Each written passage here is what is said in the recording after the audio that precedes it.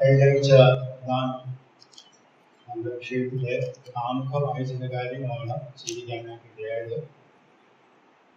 ഇനിയും അതിൻ്റെ ആവർത്തനം ഉദ്ദേശിക്കുന്നില്ല. വിഷയത്തിലേക്ക് നമുക്ക് കടക്കാം എന്ന് ഞാൻ പ്രതീക്ഷിക്കുന്നു.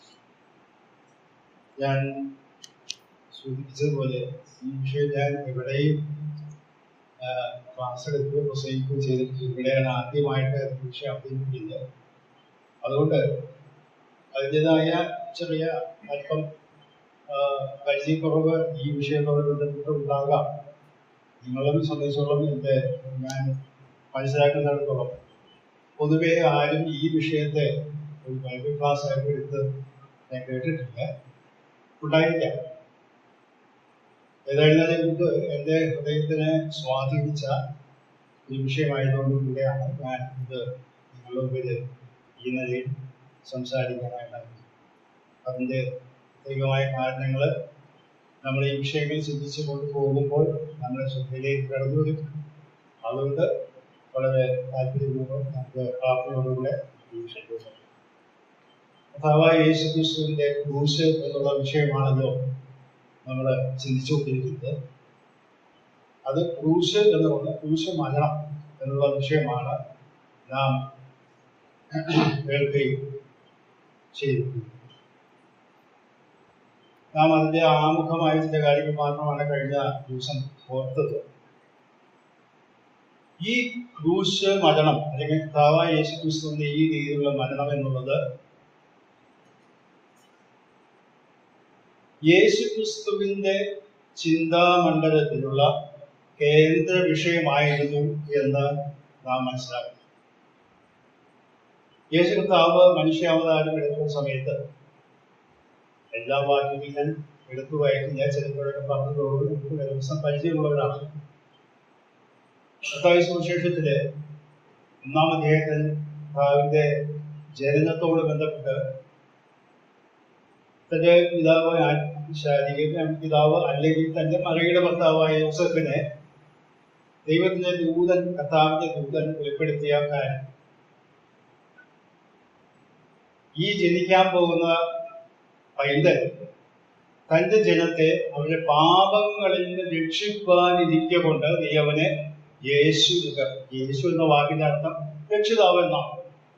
അപ്പോൾ ജനനത്തിന്റെ ഉദ്ദേശം തന്നെ പാപ പരിഹാര ബലിയായി മരിക്കുക, അവരെ രക്ഷിക്കുക എന്നുള്ള ഉദ്ദേശത്തോടുകൂടി കർത്താവിന്റെ ഐഹിക ജീവിതകാലത്ത് പല സമയത്തും കർത്താവ് തന്റെ ശിഷ്യന്മാരോട് ഈ കാര്യങ്ങൾ പറയുക.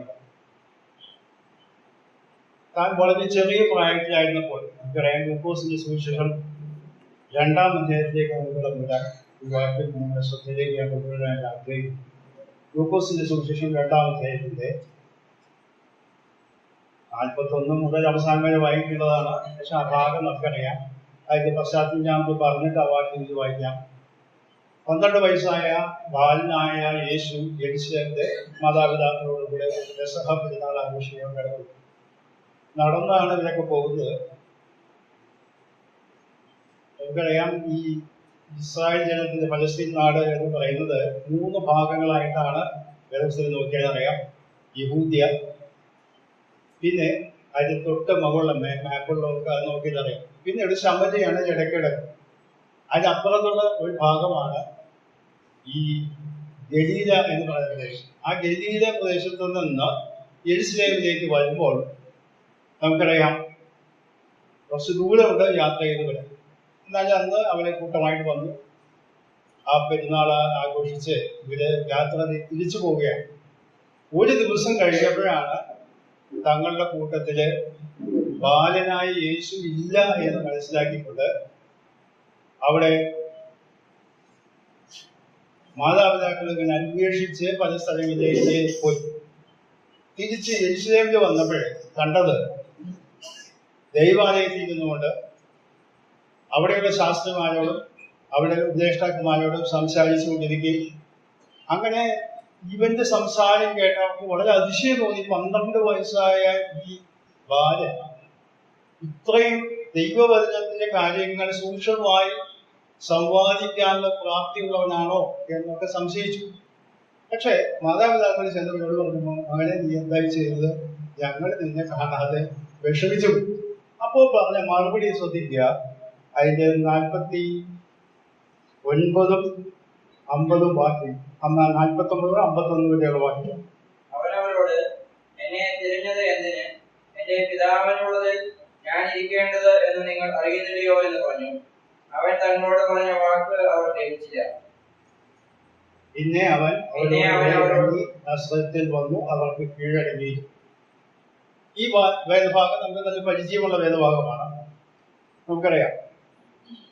ആ വാക്ക് ശ്രദ്ധിച്ചോ, എന്റെ പിതാവിനുള്ളതിൽ ഞാൻ ഇരിക്കേണ്ടത് എന്ന് നിങ്ങൾ അറിയുന്നില്ല. ഈ വാക്യത്തിന് രണ്ടർത്ഥമാണുള്ളത്. ഒന്ന്, എന്റെ പിതാവിന്റെ ദൈവഭവനമാണ് ഈ ദൈവാലയം, അവിടെയാണ് ഞാൻ ഇരിക്കേണ്ടത്. സ്വാഭാവികമായിട്ട് അവന്റെ പിതാവ് എന്ന് പറയുന്നത് യോസേഫാണ്. ലോകത്തിലുള്ള എല്ലാവരും മുമ്പിൽ യോസേഫാണ് അവന്റെ പിതാവ്. എന്നാൽ ഇവിടെ പറയുന്നത് എന്റെ പിതാവിനുള്ളത്. അതിന് രണ്ടാമത്തെ അർത്ഥം, എന്റെ പിതാവിനുള്ള കാര്യങ്ങളിൽ ഞാൻ വ്യാപൃതനാകേണ്ടതല്ലേ.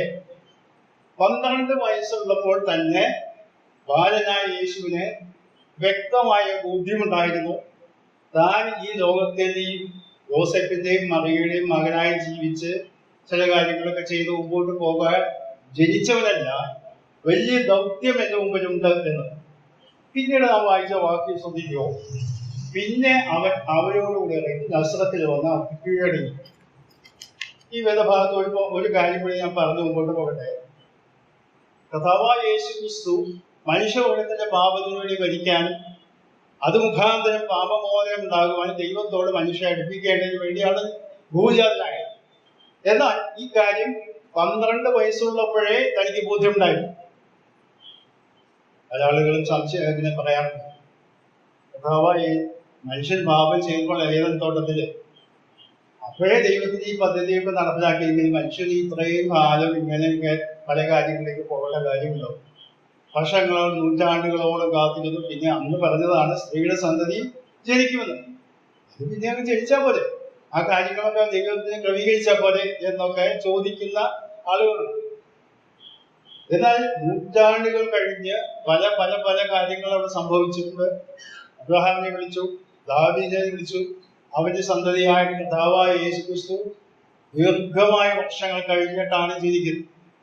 അപ്പോൾ ഇത്രയും നാൾ ദൈവത്തിന്റെ പദ്ധതിയിലുള്ളതായ സമയക്രമം വന്നിട്ടില്ലാത്തതുകൊണ്ടാണ് ആ കാര്യം അത് സംഭവിക്കാൻ. ഞാൻ ഗലാത്യ ലേഖനത്തിൽ വായിക്കുന്നത് കാലസമ്പൂർണതയിൽ, അതായത് ദൈവത്തിന്റെ ടൈം ടേബിളിൽ ആ കൃത്യമായ സമയം വന്നപ്പോഴാണ് കർത്താവായ യേശു ക്രിസ്തു ഭൂമിനാഥനായതും ഈ കാര്യങ്ങളൊക്കെ സംഭവിച്ചത്.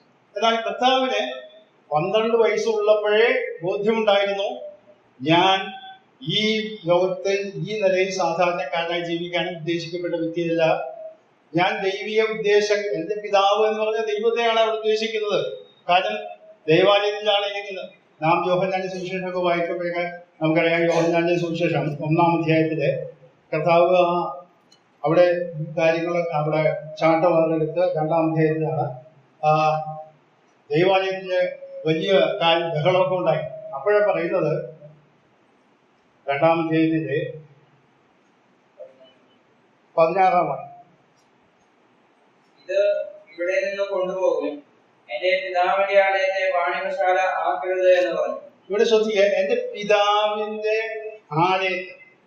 അപ്പൊ പിതാവ് അഭിസംബോധന ചെയ്യുന്നത് മാനുഷികമായ മറ്റുള്ളവർ അംഗീകരിക്കുന്ന യോസെഫിനെ അല്ല, ദൈവത്തെ തന്നെയാണ് പിതാവ് എന്നിവിടെ പറയുന്നത്. അപ്പൊ പിതാവിന്റെ ആലയം തന്റെ മനസ്സിൽ കിടന്നു എന്നൊരു ആശയമാണ്. അപ്പോൾ എന്തുകൊണ്ടാണ് 12 വയസ്സായ യേശു പിന്നീട് ഇത്രയും കാര്യങ്ങൾ പറഞ്ഞിട്ടും ശാന്തമായി വീട്ടിൽ നിന്നിറങ്ങി ഈ മാതാപിതാക്കൾക്ക് കീഴടങ്ങിയിരിക്കാൻ കാരണം? ഞാൻ പലപ്പോഴും ഈ കാര്യങ്ങൾ ചിന്തിക്കുമ്പോൾ മനസ്സിലായ എനിക്ക് ദൈവത്തിൽ മനസ്സിലായ കാര്യം, പഴയ ദൈവത്തിലെ പ്രധാനപ്പെട്ട വ്യക്തികളിൽ ഒരാളാണ് മോശ. മോശ ജനിക്കുമ്പോൾ നാം അപ്പോസ്തല പ്രവൃത്തിയിലെ 7-ാം അധ്യായത്തിൽ വായിക്കുമ്പോൾ മോശ ദിവ്യസുന്ദരനായിരുന്നു എന്നാണ് വായിക്കുന്നത്. ദിവ്യ സൗന്ദര്യം, ദൈവികമായ ഉദ്ദേശത്തോടുകൂടി ജനിച്ചവനാണ് മോശ. മോശയ്ക്ക് അറിയാമായിരുന്നു താൻ മുഖാന്തരമാണ് ഇസ്രായേൽ ജനത്തെ അവിടുന്ന് വിടുവിക്കേണ്ടത്. എന്നാൽ 40 വയസ്സായപ്പോൾ അവൻ സഹോദരന്മാരെ കാണാനായിട്ട് പോയി. കാരണം തനിക്കറിയാം താൻ ഫറവോന്റെ പുത്രി എന്ന പേരിൽ അറിയപ്പെടുന്നവനാണെങ്കിലും കൊട്ടാരത്തിലാണ് വസിക്കുന്നതെങ്കിലും താൻ ഇസ്രായേലിനല്ല, ഫറവോന്റെ കൊട്ടാരത്തിൽ ജനിച്ച വ്യക്തിയല്ല, ഞാൻ ഇസ്രായേലിനാണ്, ഞാൻ ഇവനെ വിടുവിക്കേണ്ട ആളാണ്. പക്ഷേ അവിടെ മാത്രമല്ല, നാം സ്തെഫാനോസിന്റെ പ്രസംഗ വിഷയത്തിൽ മനസ്സിലാക്കുന്ന കാര്യം, ഇസ്രായേലിലെ ജ്ഞാനവും എല്ലാം അഭ്യസിച്ച് വാക്കിലും പ്രവൃത്തിയിലും സമർത്ഥനായി തീർന്ന വ്യക്തിയാണ്. എല്ലാ യോഗ്യതകളും തികഞ്ഞ വ്യക്തി. എന്നാൽ ഒരു കാര്യം മാത്രമാണ് അവന് കുറവുണ്ടായത്. എന്താണെന്ന് അറിയാമോ? ദൈവികമായ ഒരു വിളി അവൻ ജപിച്ചിട്ടുണ്ട്. അവനറിയാമായിരുന്നു താനാണ് ഈ ജനത്തെ നയിക്കേണ്ടത്. എന്നാൽ ദൈവത്തിന്റെ പ്രത്യേകമായ വിളി ലഭിക്കാത്തത് കൊണ്ടും അത് തിരിച്ചറിയാൻ കഴിയാത്തത് കൊണ്ടും മോശ തന്റെ സ്വന്തം കൈക്കരുത്തിൽ ആ കാര്യങ്ങൾ ചെയ്യാൻ, ബുദ്ധിയിലൊക്കെ ചെയ്യാനായിട്ട് ശ്രമിച്ചു. ഉണ്ടായ സംഭവം നമുക്കറിയാം. ഒരു മിസ്രൈമിനെ അടിച്ചു കൊന്നു, അവനെ മണലിൽ മറവ് ചെയ്തു. പിന്നീട് ആ കാര്യം പ്രസിദ്ധമായി. ഫറവോൻ അത് കേട്ടപ്പോൾ വളരെ കോപിഷ്ഠനായി ജീവരക്ഷയ്ക്കായിട്ട് അവൻ അവിടെ ഓടിപ്പോകേണ്ടു. പിന്നീട് 40 വർഷം കഴിഞ്ഞ്, അപ്പോൾ 80 വയസ്സായി. 80 വയസ്സായപ്പോഴാണ് ദൈവം അവനെ വിളിച്ച് ഈ ദൗത്യം ഏറ്റു. ഞാൻ പറയാൻ ഉദ്ദേശിച്ച കാര്യം, ദൈവത്തിന്റെ സമയത്തിന് വേണ്ടി കാത്തിരിക്കാൻ കഴിയാത്ത ഒരു മനുഷ്യൻ പരാജയമാണ് എന്നതാണ്. ഇവിടെ ഈ കർത്താവിന്റെ കാര്യം നമുക്കറിയാം. 12 വയസ്സായപ്പോൾ യഹൂദന്മാരുടെ രീതി അനുസരിച്ച് നമുക്ക് അറിയാം എന്ന് ഞാൻ വിചാരിക്കുന്നു. എല്ലാ യഹൂദ ബാലന്മാരും 12 വയസ്സ് വരെ നിർബന്ധമായിട്ടും ന്യായപ്രമാണം പഠിച്ചിരിക്കണം. അതിനോടൊപ്പം തന്നെ ഏതെങ്കിലും തൊഴിലും അഭ്യസിച്ചിരിക്കണം. 12 വയസ്സ് കഴിയുമ്പോൾ, അതായത് പ്രാഥമികമായ ആ ന്യായപ്രമാണത്തിന്റെ പഠനം കഴിഞ്ഞാലാണ് ഉപരിപഠനം വേണമോ എന്നുള്ള കാര്യം ആ വ്യക്തിയോ അല്ലെങ്കിൽ സമൂഹമോ ഒക്കെ തീരുമാനിക്കും. അങ്ങനെയാണ് ശൗലിനെ പോലെ അപ്പോസ്തലനായ പൗലോസിന്റെ കാര്യമാണ് ഞാൻ പറയുന്നത്. ശൗല് ഹിമാലയന്റെ പാഠം എടുത്തിരുന്ന ഹയർ സ്റ്റഡീസിനായിട്ട് ന്യായപ്രമാണത്തിൽ പഠിക്കാനൊക്കെ പോകും. അത് വളരെ കുറച്ച് പേരേ ഉള്ളൂ. ഇപ്പൊ 12 വയസ്സാകുമ്പോൾ എല്ലാ ഇസ്രായേൽക്കാർക്കും യഹൂദ ബാലന്മാർക്കും സാമാന്യമായ ജ്ഞാനം ലഭിച്ചിരിക്കും. ആ സ്റ്റേജ് കഴിഞ്ഞപ്പോൾ തന്നെ യേശു കർത്താവിന് ബോധ്യമായി, എന്ത്, ഞാൻ ഈ കാര്യത്തില് പിതാവിനുള്ളത് ഇരിക്കേണ്ടവനാണ്. പക്ഷേ താൻ ആ കാര്യം മുതിരാഞ്ഞതിന്റെ കാരണം പിതാവിന്റെ സമയമായിട്ടില്ല എന്ന് ബോധ്യപ്പെട്ടു. അതുകൊണ്ട് കർത്താവ് അവിടെ ശാന്തമായി കീഴടങ്ങിയിരുന്നു. മനസ്സിലാക്കണം, ദൈവപുത്രൻ മനുഷ്യപുത്രനായി വന്നിട്ട് ഈ ലോകത്തിൽ പാപപരിഹാരം ബലിയാകുവാനായിട്ട് ഉദ്ദേശത്തോടുകൂടെ മനുഷ്യാവതാരം ചെയ്തവൻ ആ ദൗത്യത്തിന് വേണ്ടി പിതാവിന്റെ സമയം കാത്തിരുന്നു എന്നുള്ളത് നമ്മൾ മനസ്സിലാക്കണം. ആത്മീയ ശുശ്രൂഷകൾ ചെയ്യുന്ന സമയത്ത് നാം മനസ്സിലാക്കേണ്ട ഒരു കാര്യം, നമുക്ക് ആഗ്രഹമുണ്ട്, ദൈവം നമ്മെ കുറിച്ച് ഉദ്ദേശിക്കുന്നു, ശരിയാണ്. എന്നാൽ ദൈവം അനുവദിക്കുന്ന സമയത്തും ദൈവത്തിന്റെ രീതിയിലും മാത്രമേ നാം ആ ശുശ്രൂഷകൾ ചെയ്യാനായിട്ട് ഉദ്ദേശിക്കപ്പെടുള്ളൂ. ഇല്ലെങ്കിൽ മോശയ്ക്ക് പറ്റിയ അബദ്ധം നമുക്കും പറ്റാം. ഞാൻ മുമ്പോട്ട് പോകട്ടെ. ഇവിടെ വായിക്കുന്നത്, പിന്നീട് ഞാൻ കാണുന്നത് കർത്താവിന്റെ 30 വയസ്സായപ്പോഴാണ് താൻ സ്നാനപ്പെടും. യോഹന്നാൻ സ്നാപകന്റെ കീഴിൽ സ്നാനപ്പെടും. അപ്പോൾ നമുക്കറിയാം, സ്നാനത്തിന് ശേഷം അവനെ മരുഭൂമിയിലേക്ക് നടത്തി ദൈവാത്മാവ്. ആ സമയത്ത് പിശാച് അവനെ പരീക്ഷിച്ചു. 40 ദിവസം പരീക്ഷിച്ചുകൊണ്ടിരുന്നു. എന്നാൽ ഒരു സമയത്ത് മാത്രം 3 പരീക്ഷകൾ മാത്രമേ നമുക്ക് രേഖയായിട്ട് ഇവിടെ ലഭിച്ചിട്ടുള്ളൂ. അതിന്റെ ആത്യന്തികമായ ലക്ഷ്യം എന്ന് പറയുന്നത് പിശാച് അവനെ പ്രലോഭിപ്പിക്കുകയാണ്, അല്ലെങ്കിൽ അവനെ പരീക്ഷിക്കുകയാണ്.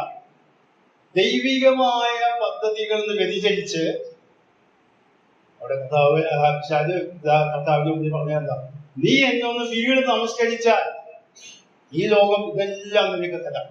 അഥവാ മശിഹ രാജാവായ നിനക്ക് ക്രൂശിൽ വലിക്കുകയോ അങ്ങനെ ബുദ്ധിമുട്ട് അനുഭവിക്കണോ യാതൊരു ആവശ്യമില്ല.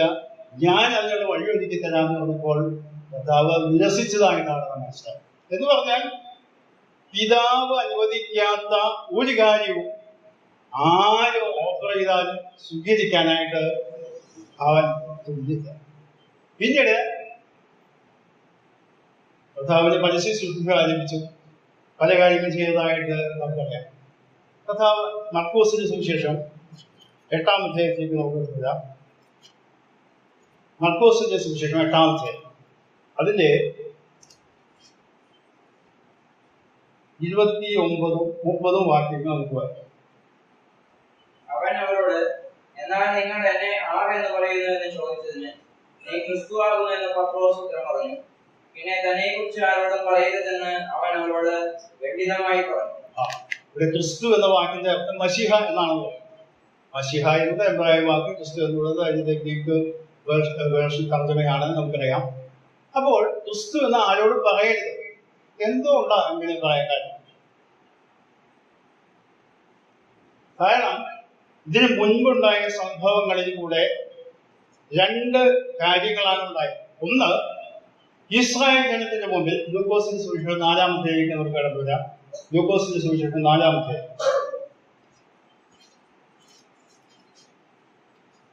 അതിന്റെ 16 മുതലാണ് വായിക്കേണ്ടത്. ഞാൻ പറയുന്ന വാക്യങ്ങൾ മാത്രം വായിച്ചാൽ മതി. കാര്യങ്ങൾ ഞാൻ പറയാം. കർത്താവ് പരസ്യ ശുശ്രൂഷ ആരംഭിച്ച ശേഷം കഫർനഹൂമിലൊക്കെ പല അത്ഭുതങ്ങളും അടയാളങ്ങളൊക്കെ ചെയ്തു. അവന്റെ ശ്രുതി എല്ലായിടത്തും പരന്നു. പിന്നെ അവൻ വളർന്ന നസറയത്തിലേക്ക് വന്നു. നസറയത്തിൽ വന്നപ്പോൾ ശബ്ദത്തിൽ അവൻ പതിവ് പോലെ പള്ളിയിൽ ചെന്ന് വായിപ്പാൻ എഴുന്നേറ്റു. ഇത് 17-18 വാക്യം നമുക്ക് വായിക്കാം. യെശയ്യാപ്രവാചകന്റെ പുസ്തകം അവന് കൊടുത്തു. അവൻ പുസ്തകം വിടർത്തി, ദരിദ്രന്മാരോട് സുവിശേഷം അറിയിക്കുവാൻ കർത്താവ് എന്നെ അഭിഷേകം ചെയ്യുക. എന്റെ ആത്മാവ് എന്റെ മേലുണ്ട്, ദരിദ്രന്മാർക്ക് വിടുതലും കുരുടന്മാർക്ക് കാഴ്ചയും പ്രസംഗിപ്പാനും പീഡിതന്മാരെ വിടുവിച്ചയപ്പാനും കർത്താവിന്റെ സമാദോഷം പ്രസംഗിപ്പാനും എന്നെ അയച്ചിരിക്കുന്നു എന്ന് എഴുതിയിരിക്കുന്ന സ്ഥലം കണ്ടു. ഇവിടെ ശ്രദ്ധിക്കുക, ഇത് യെശയ്യാപ്രവചനം 61-ാം അധ്യായത്തിലുള്ള ഉദ്ധരണിയാണത്. ഇവിടെ പറയുന്നത് വളരെ വ്യക്തമായിട്ട് പറയുന്നു. പള്ളിയിലിരിക്കുന്ന ചെന്നൊക്കെ അവരെല്ലാവരെയും കണ്ട് കർത്താവിന്റെ വളരെ സാധൂതം നോക്കിക്കൊണ്ടിരിക്കുകയാണ്. അപ്പോൾ കർത്താവ് അവിടെ പറഞ്ഞ കാര്യം തന്നെയാണ്, കർത്താവ് എന്നെ അഭിഷേകം ചെയ്യാൻ അവന്റെ ആത്മാവ് എന്റെ മേലുണ്ട് എന്ന് പറയാൻ അർത്ഥം എന്താ? ഇത് ഇത്രയും കാലമായി, വർഷങ്ങളായി യഹൂദന്മാർ കാത്തിരുന്ന അഭിഷേകം ചെയ്തു എന്ന് പറഞ്ഞാൽ ക്രിസ്തു എന്ന് പറഞ്ഞ വാക്കിൽ, അല്ലെങ്കിൽ മശീഹ എന്ന വാക്കിന്റെ അർത്ഥം അഭിഷിക്തൻ എന്നാണ്. പിതാവായി ദൈവം അഭിഷേകം ചെയ്ത് ദൈവത്തിന്റെ ആത്മാവ് എന്റെ മേൽ ആവസിച്ച് ഞാൻ ഇതാ ശുശ്രൂഷയ്ക്കായി കടന്നു വന്നിരിക്കുന്നു. തന്റെ സ്വന്തം നാട്ടിൽ, അല്ലെങ്കിൽ താൻ വളർന്ന നസറത്തിൽ ചെന്ന് അവൻ വ്യക്തമായിട്ട് പറഞ്ഞ വഴിക്ക് അവന്റെ പ്രതികരണം ശ്രദ്ധിക്കുക. അതിന്റെ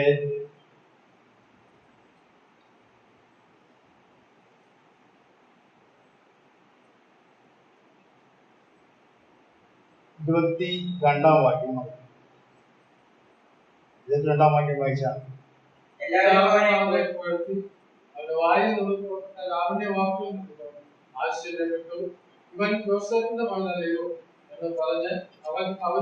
മതി. ഇവിടെ ശ്രദ്ധിക്കുക, വളരെ വ്യക്തതയോടുകൂടെ ഞാൻ മശീഹയാണെന്നും കർത്താവിനെ അഭിഷേകം ചെയ്ത് അയച്ചിരിക്കുന്നുവെന്നും ദൈവത്തിന്റെ ആത്മാവ് എന്റെ മേലുണ്ട് എന്നും വ്യക്തമായി പറഞ്ഞപ്പോൾ അവരുടെ പ്രതികരണം എന്താ? ഇവൻ യോസേഫിന്റെ മകനല്ല, ഇവനാണോ മശീഹ? മശീഹയെ കുറിച്ച് അവർക്കുള്ള ധാരണ എന്താണെന്ന് അറിയാമോ? മത്തായി സുവിശേഷത്തിന്റെ ആ ഭാഗത്ത് ശാസ്ത്രന്മാരെ പറയുന്ന ഒരു വാക്കും, ഹെരോദാവ് വിളിച്ചിട്ട് 2-ാം അധ്യായത്തിൽ വിദ്വാൻമാർ അന്വേഷിച്ച് വന്നപ്പോൾ വിളിച്ച് ചോദിച്ചു, ക്രിസ്തു എവിടെയാണ് ജനിക്കുന്നത്? അപ്പോഴവിടെ പറയുന്ന വാക്കും അതിന്റെ 5ഉം 6ഉമായി, മത്തായി 2-ന്റെ 5ഉം 6ഉമാണ്. അവർ അവനോട്, യഹൂദിയിലെ ബത്ലഹേമിൽ തന്നെ, യഹൂദിയ ദേശത്തിലെ ബത്ലഹേമേ, നീ യഹൂദിയ പ്രഭുക്കന്മാരിൽ ഒട്ടും ചെറുതല്ല. എന്റെ ജനമായ ഇസ്രായേലിനെ മേയ്പ്പാനുള്ള തലവൻ നിന്നിൽ നിന്ന് പുറപ്പെട്ടു വരുമെന്നിങ്ങനെ പ്രവാചകൻ മുഖാന്തരം എഴുതിയിരിക്കുന്നെന്ന് പറഞ്ഞു. ഇവിടെ ശ്രദ്ധിക്കുക, യഹൂദിയ യഹൂദ്യ പ്രഭുത്വം എന്റെ ജനമായ ഇസ്രായേലിനെ നയിക്കാനുള്ള തലവൻ. അപ്പോൾ ന്യായമായിട്ടും ഹെരോദാവും ഒക്കെ വിചാരിച്ചതും വിദ്വാൻമാരും വിചാരിച്ചതൊക്കെ അവൻ രാജകൊട്ടാരത്തിലാണ് ജനിക്കുന്നത്. രാജകീയ പ്രൗഢിയോടുകൂടെ അവിടെ ജനിക്കും. ദാവീദിന്റെ സന്തതിയായി ജനിക്കും. അതിൽ അങ്ങ് സംശയിച്ചത് തെറ്റൊന്നുമില്ല. കാരണം ലൂക്കോസിന്റെ സുവിശേഷം നാം 1-ാം അധ്യായത്തിൽ വായിക്കുമ്പോഴേ മറിയയ്ക്ക് ദൈവത്തിന് ദൂതൻ പ്രത്യക്ഷനായി പറയുന്ന വാക്കും അവിടെ വാക്ക് ഇങ്ങനെയാണ്. ലൂക്കോസിന്റെ സുവിശേഷം 1-ാം അധ്യായത്തിന്റെ 30-31 മുതൽ വാക്യങ്ങളാണ് വായിക്കാൻ. അതിലെ 32-ാം വാക്യം മാത്രമായിരുന്നു. അവൻ വലിയവനാകും, അത്യുന്നതന്റെ പുത്രൻ എന്ന് വിളിക്കപ്പെടും. കർത്താവായ ദൈവം അവന്റെ പിതാവായ ദാവീദിന്റെ സിംഹാസനം അവന്. സ്വാഭാവികമായിട്ടും ഇതിൽ നിന്ന് മനസ്സിലാക്കേണ്ടത് യാക്കോബിന്റെ സിംഹാസനത്തിൽ അല്ലെങ്കിൽ യാക്കോബിന്റെ ഗൃഹത്തിൽ അല്ലെങ്കിൽ ദാവീദിന്റെ സന്തതിയായി വാഴാൻ പോകുന്ന വലിയൊരു നേതാവായ വ്യക്തിയാണ് അവർ പ്രതീക്ഷിച്ചുകൊണ്ടിരുന്നത്. എന്നാൽ ഇവിടെ ഇതാ യോസെഫിന്റെ ജോലി നമുക്കറിയാം. അവൻ മറ്റു സുവിശേഷം വായിക്കുമ്പോൾ തച്ചന്റെ മകനല്ലയോ എന്ന് പറയുന്നു. സാധാരണ ആശാരിപ്പണി ചെയ്ത് ജീവിക്കുന്ന സാധാരണക്കാരനായ ഒരു വ്യക്തിയുടെ ഭവനത്തിൽ ജനിച്ച വ്യക്തിയാണോ മശീഹ? ഞങ്ങൾക്ക് പിന്നെ അംഗീകരിക്കാൻ പറ്റും.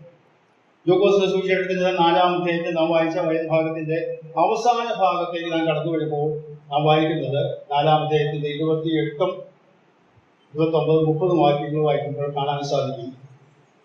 വഴിയിലുള്ളവർ ഇത് കേട്ടിട്ട് എല്ലാവരും കോപം നിറഞ്ഞവരായി എഴുന്നേറ്റു അവനെ പട്ടണത്തിന് പുറത്താക്കി അവരുടെ പട്ടണം പണിതിരുന്ന മലയുടെ വക്കോളം കൊണ്ടുപോയി തലകീഴായി തള്ളിയിടുവാൻ ഭാവിച്ചു.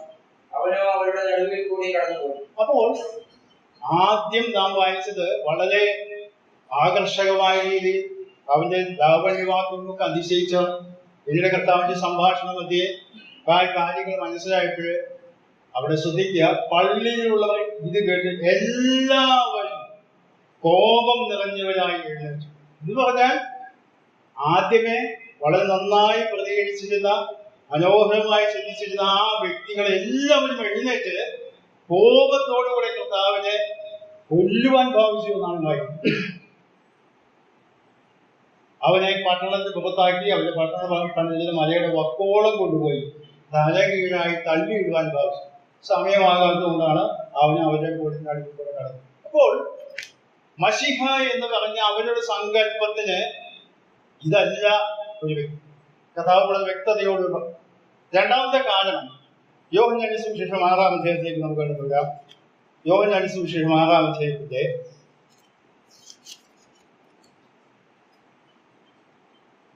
14-15 വാക്യം.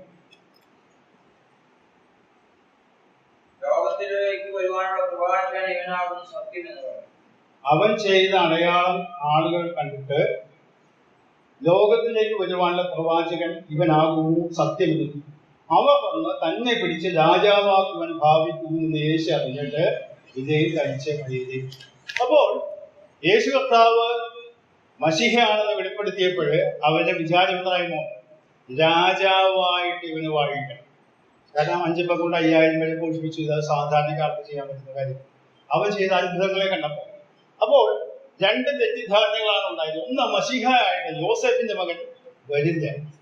2, രാജാവായിട്ട് വിപ്ലവകാരിയായി അവരെ അടിമത്തത്തിൽ വിടുവിക്കുന്ന ഒരു വ്യക്തിയായിരിക്കും മശിഹ എന്നുള്ള പ്രതീക്ഷയായിരുന്നു. അതുകൊണ്ടാണ് യേശു കർത്താവിനെ ക്രിസ്തുവായിട്ട് അംഗീകരിക്കാൻ അവർക്ക് കഴിയാത്തത്. നാം നേരത്തെ വായിച്ചതായ മർക്കോസിന്റെ സുവിശേഷം 8-ാം അധ്യായത്തിലേക്ക് തിരിച്ച് നമുക്ക് വരാം. മർക്കോസിന്റെ സുവിശേഷം 8, 9, 10 അധ്യായങ്ങളിൽ കർത്താവ് വളരെ വ്യക്തതയോടുകൂടി ഇവിടെ അവരോട് ഖണ്ഡിതമായി പറഞ്ഞത് മശിഹയാണെന്ന് ആരോട് പറയേണ്ട. എന്നാൽ അടുത്ത വാക്യം ശ്രദ്ധിക്കുക. 31-ാം വാക്യം, 32-ാം വാക്യം. മനുഷ്യപുത്രൻ പലതും സഹിക്കുകയും മൂപ്പന്മാരും മഹാപുരോഹിതന്മാരും ശാസ്ത്രിമാരും അവനെ തള്ളിക്കളഞ്ഞു കൊല്ലുകയും 3 നാൾ കഴിഞ്ഞിട്ട് അവൻ ഉയർത്തെഴുന്നേൽക്കുകയും വേണമെന്ന് അവർ ഉപദേശിച്ചു തുടങ്ങി. അവൻ ഈ വാക്കു തുറന്നു പറഞ്ഞു. അപ്പോൾ പത്രോസ് അവനെ വേറിട്ട് കൊണ്ടുപോയി ശാസിച്ചു തുടങ്ങി. മതി, അവിടെ ശ്രദ്ധിക്കുക. അവൻ ഈ വാക്ക് തുറന്നു പറഞ്ഞു. ഏത് വാക്ക്? ഞാൻ ഇതുപോലെയുള്ള വലിയ ദുസ്സഹമായ ഒരു പീഡകളിൽ കൂടെ കൊല്ലപ്പെടുവാൻ പോവുകയാണ്. അതിനോട് ചേർന്ന് പറഞ്ഞ കാര്യമാണ് ഞാൻ ഉയർത്തെഴുന്നേൽക്കും. ഇത് അപ്പോൾ ഇത് കാര്യം വളരെ വ്യക്തതയോടുകൂടി മശിഹയാണെന്നുള്ള കാര്യം പറയണ്ട. പക്ഷേ ഞാൻ ക്രൂശിക്കപ്പെട്ട് കൊല്ലപ്പെടുവാൻ പോകുന്നു. അവിടെ ശ്രദ്ധിക്കുക, മനുഷ്യപുത്രൻ പാലതും സഹിക്കുകയും മൂപ്പന്മാരും മഹാപുരോഹിതന്മാരും ശാസ്ത്രന്മാരും അവൻ തള്ളിക്കളഞ്ഞ് കൊല്ലുകയും. അപ്പൊ തന്നെ കൊല്ലും എന്നുള്ളത് വളരെ വ്യക്തതയോടുകൂടി അവിടെ 9-ാം അധ്യായത്തിലേക്ക് കടന്ന മർക്കോസ് സുവിശേഷം 9-ാം അധ്യായം അതിന്റെ 31-ാമത്തെ വാക്ക്. അവൻ തന്റെ ശിഷ്യന്മാരെ പഠിപ്പിച്ചു അവരോട്, മനുഷ്യപുത്രൻ മനുഷ്യരുടെ കയ്യിൽ ഏൽപ്പിക്കപ്പെടും, അവർ അവനെ കൊല്ലും, കൊന്നിട്ട് 3 നാൾ കഴിഞ്ഞ ശേഷം അവർ ഉയർത്തെഴുന്നേൽക്കും. ഇവിടെ വളരെ വ്യക്തതയോടുകൂടെ ആ കാര്യം പറയാം. 10-ാം അധ്യായത്തിലേക്ക് കടക്കുക, 33-34 വാക്യം. യെരൂശലേമിലേക്ക് പോകുന്നു. അവിടെ മനുഷ്യപുത്രൻ മഹാപുരോഹിതന്മാരുടെയും ശാസ്ത്രിമാരുടെയും കയ്യിൽ ഏൽപ്പിക്കപ്പെടും. അവർ അവനെ മരണത്തിന് വിധിച്ച് ജാതികൾക്ക് ഏൽപ്പിക്കും. അവർ അവനെ പരിഹസിക്കുകയും കുത്തുകയും തല്ലുകയും കൊല്ലുകയും 3 നാൾ കഴിഞ്ഞിട്ട് അവൻ ഉയർത്തെഴുന്നേൽക്കുകയും ചെയ്യുമെന്നിങ്ങനെ തനിക്ക് സംഭവിക്കാനുള്ളത് പറഞ്ഞത്. ഇവിടെ നാം കാണുന്നത് ഈ 3 അധ്യായങ്ങളിൽ ആവർത്തിച്ച് കർത്താവ് വളരെ വ്യക്തതയോടുകൂടി പറയുന്നു, ഞാൻ ക്രൂശിക്കപ്പെട്ട് കൊല്ലപ്പെടുവാൻ പോകുന്നു. ശത്രുക്കളായിട്ടുള്ളവർ, യഹൂദന്മാരായിട്ടുള്ളവർ, ഇവരൊക്കെ അതിനുശേഷം ജാതികൾക്ക് ഏൽപ്പിക്കും. ജാതികൾ അന്നത്തെ ഭരണ കക്ഷികൾക്ക് ഏൽപ്പിച്ചു കൊടുക്കും. ഞാൻ കൊല്ലപ്പെടും. എന്നാൽ ഇതിൽ 3 വശത്ത് പ്രാവശ്യം താൻ ചേർത്ത് പറയുന്നത് ഞാൻ 3-ാം നാൾ ഉയർത്തെഴുന്നേൽക്കും. അപ്പോൾ യേശു കർത്താവിന്റെ മരണം എന്നുള്ളതാണ് തന്റെ ജീവിതത്തിന്റെ ലക്ഷ്യം എന്നുള്ളത് വളരെ വ്യക്തതയോടുകൂടി കർത്താവ് വെളിപ്പെടുത്തും. എന്നാൽ ഇത് പറയുമ്പോഴേ തന്നെ നാം ഒരു കാര്യം മനസ്സിലാക്കണം, എന്തുകൊണ്ടാണ് കർത്താവ് ഇങ്ങനെ പറയാനുള്ള കാര്യം.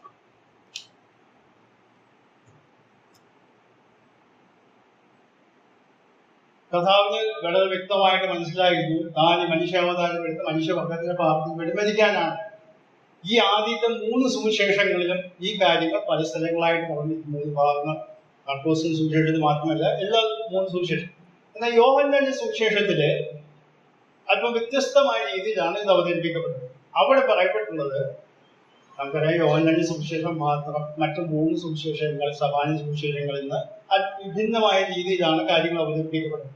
അവിടെ പറയുന്നത് പിതാവിന്റെ നാഴിക, എന്റെ സമയം വന്നിട്ടില്ല, അല്ലെങ്കിൽ എന്റെ നാഴിക വരുന്നു എന്നൊക്കെ പറഞ്ഞുകൊണ്ടാണ് തന്റെ മരണത്തെക്കുറിച്ച് അവിടെ സൂചിപ്പിക്കുന്നത്. ഈ നാഴിക വരുന്നു അല്ലെങ്കിൽ സമയമായി വന്നിരിക്കുന്നു എന്നുള്ളത് യോഹന്നാന്റെ സുവിശേഷത്തില് പല ആവർത്തി കർത്താവ് പറയുന്നതായിട്ട് നാം കാണുന്നു. ഒരു വാക്യം മാത്രം നമുക്ക് വായിക്കാം. യോഹന്നാന്റെ സുവിശേഷം 13-ാം അധ്യായത്തിന്റെ 1-ാം വാക്യം.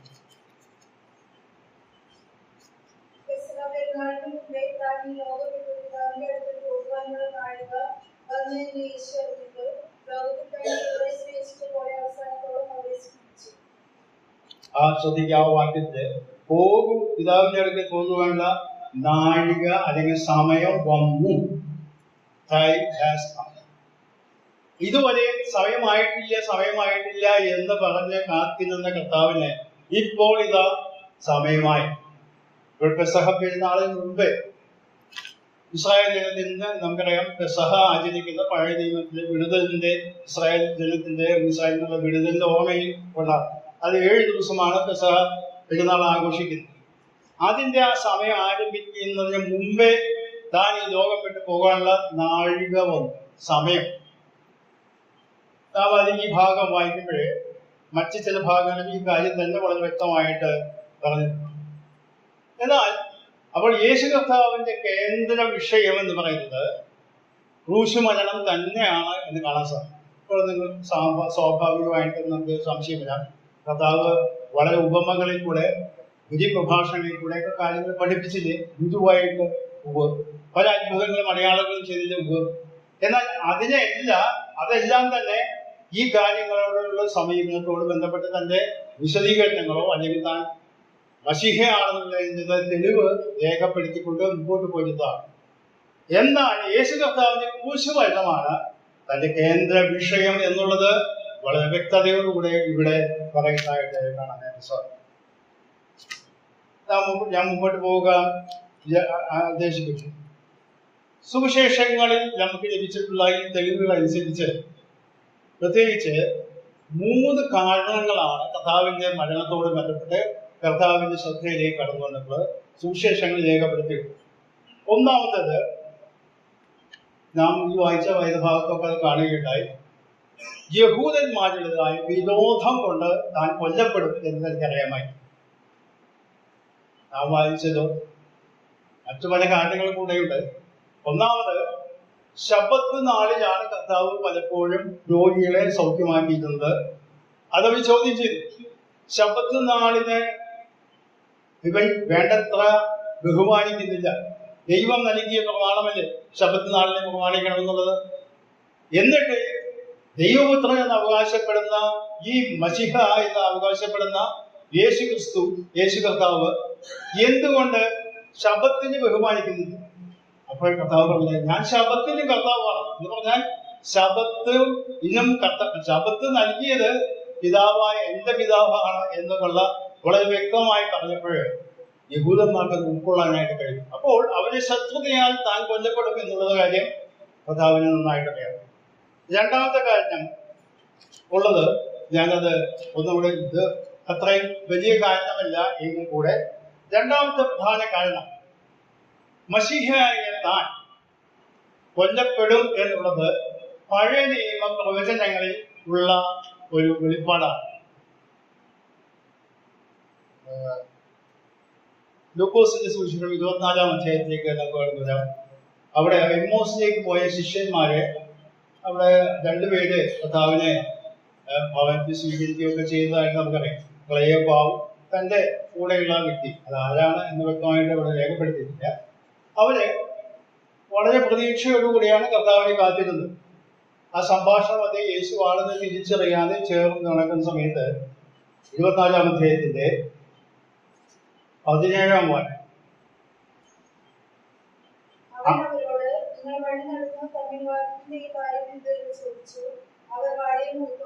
അവർ ശ്രദ്ധിക്കുക, അവർ വാടിയ മൂത്തോടെ എന്ന് പറഞ്ഞാൽ അതിന് കാരണം അവിടെ പറയുന്നുണ്ട്.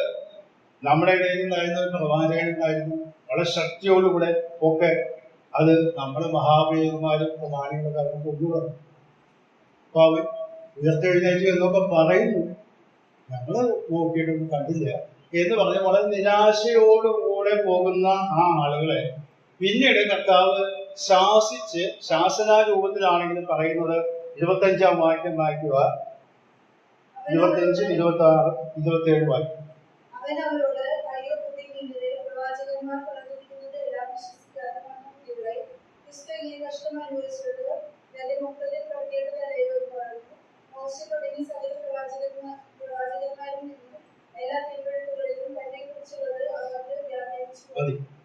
തന്നെ കുറിച്ചുള്ളത് തിരുവെഴുത്തുകൾ അവർക്ക് വ്യാഖ്യാനിച്ചു കൊടുത്തു. ഇതേ ഭാഗം, ഇതിന്റെ ആശയം തന്നെ 24-ാം അധ്യായത്തിൽ തന്നെ 45 മുതലുള്ള വാക്യങ്ങളെ ശിഷ്യന്മാരോട് പറയുന്നതായിട്ട് കാണാം. ഏതായിരുന്നാലും ഇതാണ് കാര്യം.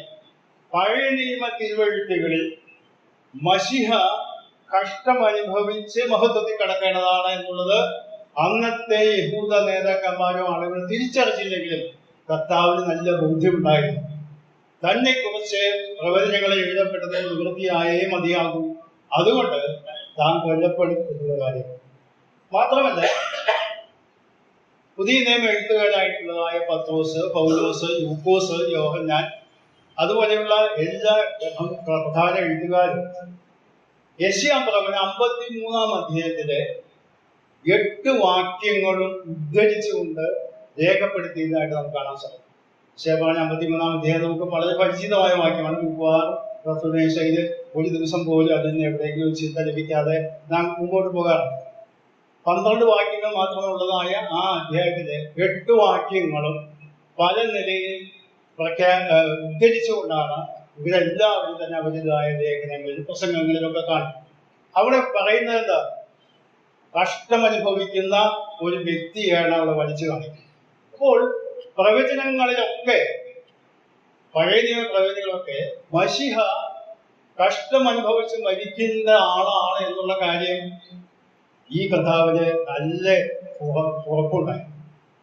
അവിടെ അത് ഞാൻ ചോദിക്കട്ടെ, നമുക്കൊക്കെ അറിയാം, നാമൊക്കെ മനുഷ്യരാണ്, നമ്മളെല്ലാവരും മരിക്കും. എന്നാൽ നാം ആരും മരിക്കുന്നത് കർത്താവ് മരിക്കുന്നതിന് തുല്യമായിട്ടുള്ള രീതിയിലല്ല. കർത്താവ് ജനിച്ചത് തന്നെ മരിക്കാൻ വേണ്ടിയാണ്, മരണത്തിന് കൂടെ രക്ഷ ലഭിക്കുന്നതിന് വേണ്ടിയാണ്. മാത്രമല്ല തന്റെ മരണത്തിൻ്റെതായ ഓരോ സ്റ്റേജസും പഴയ നിയമ പ്രവചനങ്ങളിൽ വെളിപ്പെടുത്തിയിട്ടുണ്ട്. പഴയ നിയമ പ്രവചനങ്ങൾ എന്ന് പറയുന്നത് തന്റെ പിതാവായ ദൈവം പ്രവാചകന്മാരിൽ കൂടെ വെളിപ്പെടുത്തിയ സത്യങ്ങളാണെന്നത് തിരിച്ചറിഞ്ഞ കർത്താവിനുണ്ടായി. എന്ന് പറഞ്ഞാൽ പഴയ നിയമത്തിൽ വെളിപ്പെടുത്തിയിട്ടുള്ളത്, മശിഹായി പറഞ്ഞിട്ടുള്ളത് പിതാവിന്റെ വെളിപ്പാടാണ്. അത് മശിഹായ എന്നെ കുറിച്ചാണ് ഇത് ഉള്ളത് എന്ന് കാണാൻ സാധിക്കും. അപ്പോൾ രണ്ടാമത്തെ കാരണം, കർത്താവ് കൊല്ലപ്പെടുന്നതിന്റെ രണ്ടാമത്തെ കാരണം, കൊല്ലപ്പെടും എന്നുള്ളത് തന്റെ ചിന്താവിഷയമായതിന്റെ കാരണം അതാണ്. മൂന്നാമത്തേതാണ് ഏറ്റവും പ്രധാനപ്പെട്ട കാര്യം. അത് ഇതാണ്, ഇതൊക്കെ ഉണ്ടെങ്കിലും കർത്താവ് മരിക്കുന്നത് ഇവരാരും വിചാരിച്ചാലും താൻ കൊല്ലാൻ സാധിക്കില്ല. കാരണം താൻ ദൈവപുത്രനാണ്, മനുഷ്യപുത്രനായത്. താൻ സ്വമേധയാ മനഃപൂർവമായി ഈ കാര്യത്തിന് തയ്യാറായിട്ട് കടന്നു. നമുക്കറിയാം, എബ്രായലേഖനം 10-ാം അധ്യായത്തിലെ ഈ 40-ാം സങ്കീർത്തനം ഉദ്ധരിച്ചുകൊണ്ട് ഒരു വാക്യം, എബ്രായലേഖനം 10-ാം അധ്യായം.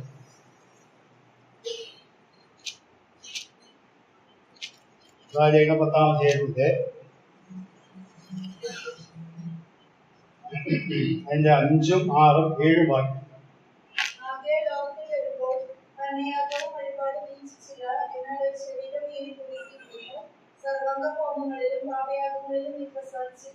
അപ്പോൾ ഞാൻ പറഞ്ഞു, ഇതാ ഞാൻ വരുന്നു, പുസ്തകങ്ങളിൽ എന്നെ കുറിച്ചെഴുതിയിരിക്കുന്നു, ദൈവമേ നിന്റെ ഇഷ്ടം ചെയ്യുവാൻ ഞാൻ വരുന്നു എന്നാണ് പറയുന്നത്. ഇബ്രായലേഖനത്തിൽ 40-ാം സങ്കീർത്തനം ഉദ്ധരിക്കപ്പെട്ടതാണ്. എന്നാൽ 40-ാം സങ്കീർത്തനം വായിച്ചു നോക്കിയാല് ഒരു വാക്ക് കൂടെ അവിടെ ഉണ്ട്. ഇവിടെ വായിക്കുന്നത് നിന്റെ ഇഷ്ടം ദൈവമേ നിന്റെ ഇഷ്ടം ചെയ്യുവാൻ ഞാൻ വരുന്നു എന്ന് മാത്രമാണ്. എന്നാൽ 40-ാം സങ്കീർത്തനം നമുക്ക് വായിച്ചു നോക്കാം. 40-ാം സങ്കീർത്തനത്തിൽ ഈ വാക്യം എഴുതിയിട്ടുള്ള അല്പം കൂടി ഊന്നൽ കൊടുത്തിട്ടുള്ള വാക്ക്, അതിന്റെ 8-ാം വാക്യത്തിന്റെ ആദ്യ ഭാഗം. എന്റെ ദൈവമേ നിന്റെ ഇഷ്ടം ചെയ്യുവാൻ ഞാൻ പ്രിയപ്പെടുന്നു, ഞാൻ സന്തോഷത്തോടെ പിതാവേ നിന്റെ ഹിതം ചെയ്യുവാൻ ഞാൻ വരുന്നു എന്ന് പറഞ്ഞത് അതാണ് ലേഖനത്തിൽ ഉദ്ധരിച്ചുകൊണ്ട് പറയുന്നത്, നിന്റെ ഇഷ്ടം ചെയ്യുവാൻ. അപ്പോൾ പിതാവായ ദൈവത്തിന്റെ ഹിതം നിർവഹിക്കുവാൻ മനഃപൂർവമായി താൻ ക്രൂശിലേക്ക് നടന്നു പോകാൻ തയ്യാറായിട്ടാണ് കടന്നു. ഈ കാര്യം നാം വായിക്കുമ്പോഴേ ഞാൻ നേരത്തെ പറഞ്ഞതുപോലെ നാം എല്ലാവരും മരിക്കും. എന്നാൽ കർത്താവിന്റെ മരണത്തിന് പ്രത്യേകത ഉള്ളത് താൻ സ്വമേധയാണ് ഈ കാര്യങ്ങളൊക്കെ ഏറ്റെടുത്ത് മരിക്കാൻ തയ്യാറായിട്ട് കടന്നു വന്നത് എന്ന് മനസ്സിലാക്കി. പഴയ നിയമ പ്രവചനങ്ങൾ ഉള്ളത് ശരിയാണ്. ആ പഴയ നിയമ പ്രവചനങ്ങൾ തന്റെ പിതാവിന്റെ അരുളപ്പാടുകളാണെന്ന് തിരിച്ചറിഞ്ഞുകൊണ്ടാണ് ആ കാര്യങ്ങൾ. യോഹന്നാൻ സുവിശേഷം 4-ാം അധ്യായത്തിൽ ശമര്യക്കാരി സ്ത്രീയോട് കർത്താവ് സംഭാഷിച്ച് ആ കാര്യങ്ങളൊക്കെ ചെയ്ത സമയത്ത് ശിഷ്യന്മാരെ ഭക്ഷണം വാങ്ങിക്കാൻ പോയിരിക്കുകയാണ്. അവര് തിരിച്ചു വന്നപ്പോൾ കർത്താവ് ഒരു സ്ത്രീയോട് സംസാരിക്കും. സാധാരണ യഹൂദന്മാരെ സ്ത്രീയോട് സംസാരിക്കാറില്ല, പ്രത്യേകിച്ചും ശമര്യക്കാരിയായ ഒരു സ്ത്രീയോട്. ഇവിടെ അതിൻ്റെതായ ഭാഗങ്ങൾ ശ്രദ്ധിക്കുക. അതിന്റെ 27-ാം വാക്യം ആദ്യം വായിക്കുക.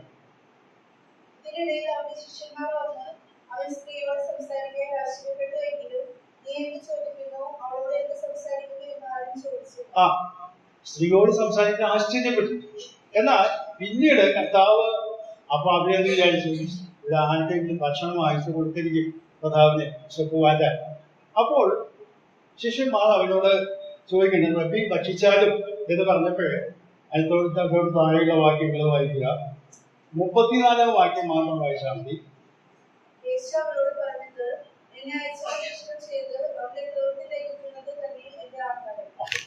ഇവിടെ ശ്രദ്ധിക്കുക, ഒരു വിശന്നിരിക്കുന്ന ഒരു വ്യക്തിക്ക് ഭക്ഷണം എത്ര ആവശ്യമാണോ അതുപോലെ നമുക്കറിയാം. വിശന്നിരിക്കുന്ന സമയത്ത് ഭക്ഷണം കിട്ടിയാൽ ഭക്ഷണം കഴിച്ച് വിശപ്പ് മാറ്റാനുള്ള ആവേശത്തോടു കൂടിയാണ് ഭക്ഷണം കഴിക്കുന്നത്.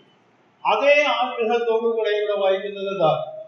എന്നെ അയച്ചവന്റെ ഇഷ്ടം ചെയ്ത് അവന്റെ പ്രവൃത്തി തികയ്ക്കുന്നതിന്റെ ആഹാരം എന്ന് പറഞ്ഞാൽ, എന്റെ ആഹാരം എന്ന് പറയുന്നത് പിതാവിന്റെ പ്രവൃത്തി തികയ്ക്കുക എന്നുള്ള ഉദ്ദേശത്തോടുകൂടെ പൂർണ്ണമായ മനസ്സോടുകൂടെ താൻ ക്രൂശിലേക്ക് നടന്നു പോകും.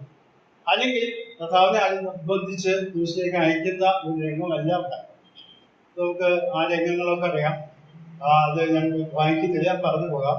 ഞാൻ സുവിശേഷം 18-ാം അധ്യായത്തില് കർത്താവിനെ പിടിക്കാനായിട്ട് ആ ദേവാലയത്തിൻ്റെതായ സേവകരും ആളുകളൊക്കെ പിടിക്കാനായിട്ട് കടന്നു. അപ്പോഴേ പിടിക്കാൻ വന്ന സമയത്ത് നിങ്ങൾ ആരെയാണ് തിരയുന്നത്? നസ്രായനായ യേശുവിനെയാണ് നിങ്ങൾ തിരയുന്നത്. അത് ഞാൻ തന്നെയാണ് എന്ന് പറഞ്ഞപ്പോഴേ അത് പിൻവാങ്ങി നിലത്ത് വീണു. പിന്നെയും അവർ ചോദിച്ചു, നിങ്ങൾ ആരെ തിരയുന്നത്? ഞാൻ തന്നെയാണ്, എന്നെ പിടിച്ചോളുക, ഇവരെ വിട്ടയക്കുക, ശിഷ്യന്മാരെ വിട്ടയക്കുക എന്ന് പറഞ്ഞുകൊണ്ട് സ്വമേധയാ തന്നെ ഏൽപ്പിച്ചു കൊടുക്കുന്ന ഒരു പുത്രനെയാണ്, മശീഹയാണ് നാം അവിടെ കാണുന്നത്. എന്ന് പറഞ്ഞാൽ പൂർണ്ണമായ മനസ്സോടുകൂടെ പിതാവിന്റെ ഹിതം നിർവഹിക്കുക എന്ന ഉദ്ദേശത്തോടുകൂടെ താൻ മുമ്പോട്ട് വന്നതായിട്ടാണ് നാം കാണുന്നത്.